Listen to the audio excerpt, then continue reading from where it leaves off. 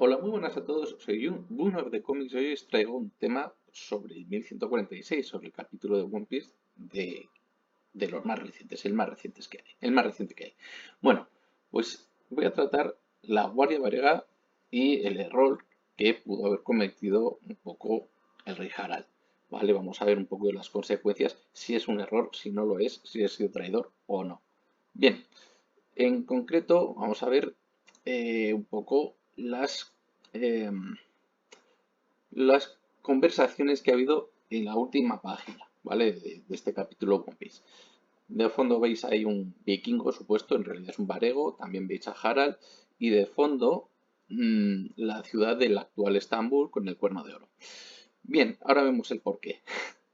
Bien, como siempre, el índice con los antecedentes, el periodo y el motivo, 1204, Cuarta Cruzada y asedio, Kalmar y su declive, y por último un poco de hablar de los comentarios de Somers.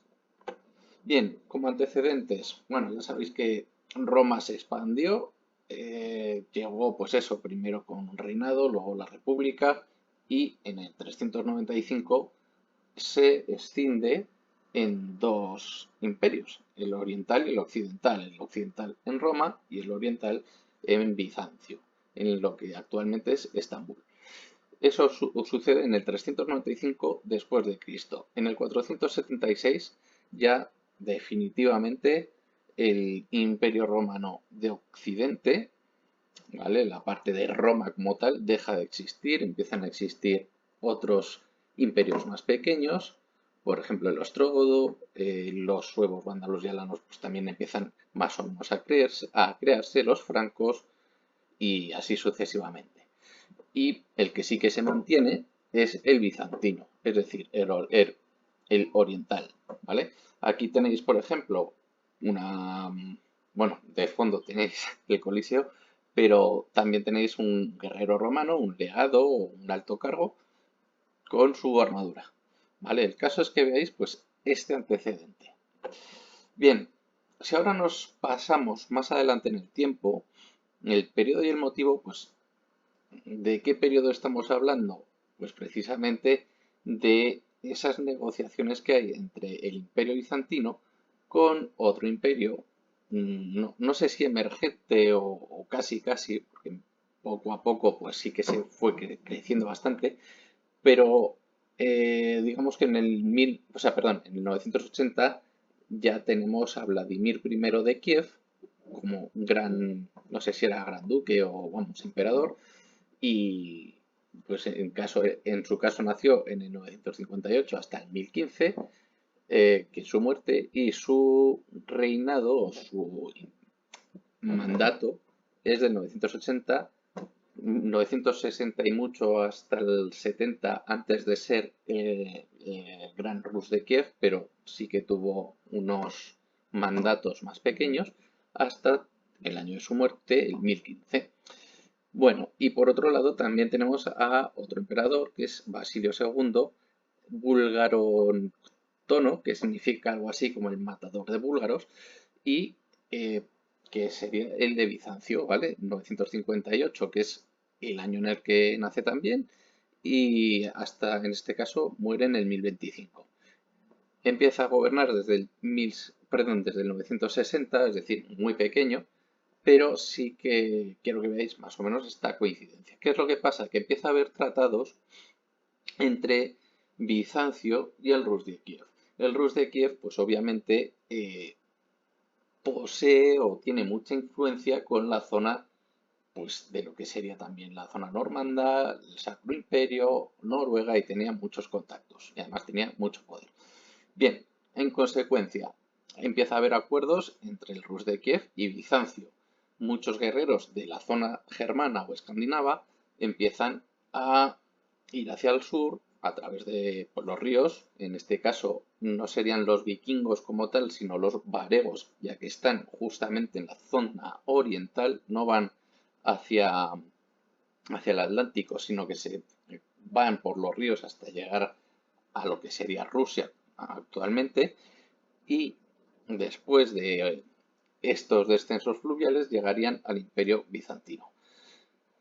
y allí pues empezarían a tener esa gran importancia para los bizantinos, puesto que eran la guardia del emperador, algo muy parecido a lo que sería un guardia pretoriano, ¿no? La guardia pretoriana de la antigua Roma occidental, no oriental. Bien, esto es importante porque también vemos lo que decía, esas similitudes que hay. Y otro ejemplo que he puesto es Harald III de Noruega, como, aparte de rey a partir del 1043, un poco más tarde, decir que estuvo pues como jefe de esta guardia hasta el 1041, lo cual, pues como veis, hay ciertas relaciones que hay, ¿no? Bien, ¿qué es lo que sucede? Llegamos al 1204, a la Cuarta Cruzada, y vemos que hay un asedio en Bizancio, en Constantinopla. Hay una especie de guerras civiles. Por un lado tenemos a Isaac II y Alejo IV de Bizancio, el primero del año 1156 al 1204 como periodo vital, el otro desde el 1182 al mismo año, y decir que Isaac II tuvo un gobierno previo que es del 1185 al 1195, pero luego los dos tuvieron el mismo gobierno de un año, del 1203 al 1204. Y por otro lado tenemos también otros dos reyes que son Alejo III y Alejo V. Alejo III tiene bueno, una vida de 1553 al 1211, mientras que Alejo V lo tiene desde 1140 al 1211 también. Y en el caso de Alejo III, pues reina desde 1195 al 1203, mientras que, por otra parte, el reinado que tiene Alejo V es unos meses durante el año de 2204. Como veis, tenéis también las banderas de gobierno. En el primer caso es la pura Constantinopla, tanto arriba como en el lateral izquierdo, con Alejo III, pero hay otra que es ligeramente distinta, y es que en el caso de Alejo V hubo una escisión del Imperio Bizantino temporal y aparece en ese momento el Imperio Latino, que es la zona que estuvo gobernando Alejo V. Bueno, pues esta cruzada empieza en el 1198 y termina en el 1204. Curiosamente, hay una victoria veneciana, lo cual lo primero que te piensas es decir que hacen combatiendo en unas cruzadas dos zonas, digamos, cristianas, ¿no? Generalmente, por ejemplo, la tercera cruzada que se da contra Saladino, pues por lo menos es una cruzada entre cristianos y eh, el mundo musulmán. Bueno, pues en este caso precisamente cambian de ruta. Esto implica no llegar a la zona oriental, pero en contra pues de Egipto o zona de Jerusalén, que es la ruta habitual hasta ese entonces, y hay un conflicto interno que es el que he comentado dentro de Bizancio. ¿Qué sucede? Que en el caso de Isaac II y Alejo IV, pues estaban ahí como intentando mm, llevar la cristiandad, pero con un cisma, ¿vale? Es decir, el cisma de Oriente que vemos entre ortodoxos y cristianos católicos, pues en ese momento todavía no se había dado, todavía seguían ahí las rencillas, pero no había un corte tan radical. Y en este caso los que lo promovieron, ¿vale? Serían Isaac II y Alejo IV. Sí, Alejo IV. Por el otro bando, Alejo III, pues bueno, y Alejo V, que serían los que se mantuvieron, pues no eran tan proclives de ello. ¿Qué sucede? Que en el caso del ejército veneciano junto con los cruzados, pues intentan apoyar a, em, al primer caso, ¿no? Al caso de Isaac II y Alejo IV, pero digamos que no sale del todo bien y terminan pues finalmente gobernando de forma desestructurado eh, tanto Alejo III como Alejo V, por separado, como hemos dicho, lo cual fue una pésima idea, como ya he dicho, una cruzada que lo que hace es no luchar contra el mundo musulmán, sino entre ellos, ¿no? Fue una pésima idea, en definitiva. Bien, pasan los años, ya no estamos en el año 1204, ahora ya estamos en una mentalidad más cercana a la zona nórdica, y es que empieza a existir desde el año 1397 la Unión de Kalmar. Y esto implica un poco este declive varego. ¿Qué es lo que sucede? Bueno, pues la Unión de Kalmar, esta ciudad está en Suecia, pues empieza en el 1397 y dura hasta el 1523. Es un periodo en el que ya a finales del siglo XIV empieza a decaer este traslado o este movimiento de varegos que apoyen el, la Guardia Varega de Bizancio.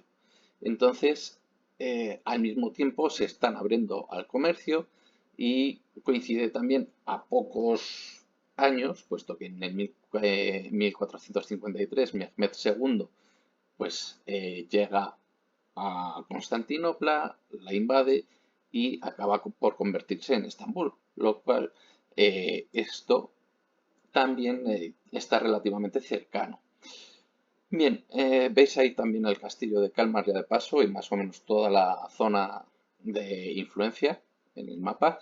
Y lo dicho, entonces, si tenemos mucho comercio, unas leyes más abiertas, a pesar de haber disputas también, pues ya no hace falta y ya no hace falta tantos varegos o gente del norte que vaya a protegernos, pues implica que va a haber más gente que se quede en sus zonas habituales, ¿no? Es decir, en toda Suecia, Finlandia, Dinamarca y demás. He puesto el ser prohibido, no es que estén prohibidos los vikingos o los varegos, sino que poco a poco se van a ir reduciendo. Y esto implica que junto con la falta económica de Bizancio, pues de hecho muchas armas, como por ejemplo los urbano, los grandes cañones que se utilizaron y que no quiso utilizar a modo de defensa Constantinopla, pues fueron utilizados por Mehmed, en ese caso contra Bizancio o contra Constantinopla, lo que llevó pues al debilitamiento de las murallas y la toma posterior. Bien, vamos a hablar un poco de los comentarios de Somers. Sé que no es lo único, pero sí que es interesante, ¿no? Por un lado tenemos el hecho de que detesta, digamos, la escuela, la biblioteca, ¿qué es esto? Teníais que ser guerreros. Bueno, pues es un cambio de filosofía, ¿no? Al mismo tiempo que se tiene el pensamiento de inmersión, ahí, del uso marcial o de los mercenarios contra otros países, esto no tiene por qué haberlo llevado Harald, sino que pudo haber hecho un cambio de paradigma, puesto que si seguimos leyendo, pasamos de una mentalidad con bibliotecas y demás hasta hace 14 años atrás, más o menos, y si seguimos leyendo, pues vemos en el pasado, ustedes fueron capaces de sacudir al mundo con su fuerza bruta. Se suponía que se convertirían en nuestros mercenarios. ¿O me equivoco, Rey Harald? Bueno, pues el Rey Harald en este caso sí que se ve que pudo, digamos, intentar tramitar algo como esto, pero ¿llegó como tal a traicionarlo? Al parecer parece que no. De hecho, la culpa la está llevando Harald por parte de Somers, ¿no? Y luego, para terminar, igual, Harald, eres un desgraciado, arruinaste todo por completo. Bien, si nos vamos un momento a los reyes de Noruega, Dinamarca y demás, ¿vale? Somers lo que sí que está diciendo es que ha pensado en que ha arruinado el plan que tenían los caballeros divinos o en general Gorosei, toda la zona de Pangea o Marilloa. Por otro lado, tenemos que, que los quiere, digamos, como mercenarios, que es lo que estábamos viendo antes, y que obviamente ya no ejercen. Es algo que esto sucedió, por ejemplo, también en lo que estaba diciendo antes. En la República de Kalmar, pues ya no se da, empiezan a haber más tendencia al comercio. Harald ha introducido nuevas leyes y nuevos intereses, en este caso el comercio y la educación, puesto que una biblioteca o una escuela es lo que implica educación y desde luego sí que ayuda un montón a la economía.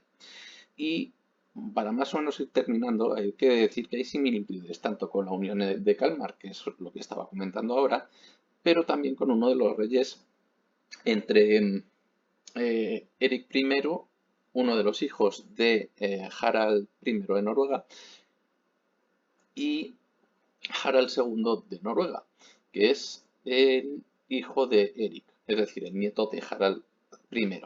En este caso es Hakon I el Bueno. Es una persona que no entraba, un rey que no entraba mucho en conflicto, cosa muy contraria, por ejemplo, con Eric I. De hecho, Eric I era el preferido de Harald I. Pero bueno, en este caso, Hakon el Bueno, pues se fijó más en la educación, en las leyes, y luego, por ejemplo, no trató también a su sobrino, a Harald II, ¿vale? Harald Blatan o Barba Azul sí que lo trató porque obviamente pues fue quien estuvo, vamos, como tutor en Dinamarca mientras él no podía ser rey porque estaba perseguido por Harold. Y bueno, hay que decir que un cambio de tendencia no es una tradición en sí, ¿vale? ¿Esto implica que haya hecho bien las cosas Harald en plenitud? La verdad yo creo que no. Pero sí que ha hecho un montón de cosas buenas y obviamente esa tendencia sí que le ha fastidiado al gobierno mundial. Em, Ahora bien, la duda, y esto sí que es razonable, es si lo intentó llevar en plenitud por parte de Harald y que lo interrumpió es su hijo, es decir, Loki, o también fue un poco de motu propio. Oye, es que no nos interesa tanto ese comercio mercenario a cambio de rebajar un poco, a pesar de nuestro coste cultural, la tendencia guerrera. Pues habrá que ver qué es lo que dicen nuevos capítulos. Loki tendrá que darnos estas nuevas conversaciones a partir del 47, o sea, del 1147 en adelante y ver si esa es la razón por la que realmente esta base entre entre Harald de Diente Azul o Bluetooth o Blatan por parte de Dinamarca y su hijo Sven, que es esa otra parte mm, influencia en Loki, ¿no? Entre esa muerte parricida entre Sven primero hacia su padre Harald, pues se ve reflejado en estas motivaciones. Va a haber más cosas que lleven a esta muerte, pero lo que quiero decir es que obviamente ese cambio de tendencia, si realmente lo hizo Harald, desde mi punto de vista, yo creo que no sería una traición al país, simplemente un cambio de tendencia acorde a la filosofía que él pondría. Y sin nada más, bueno, pues si te ha gustado este corto contenido, pues dame un brutal like, suscríbete y dale a la campanita. Así que lo dicho por siempre, un brutal saludo a todos y me despido. Chao.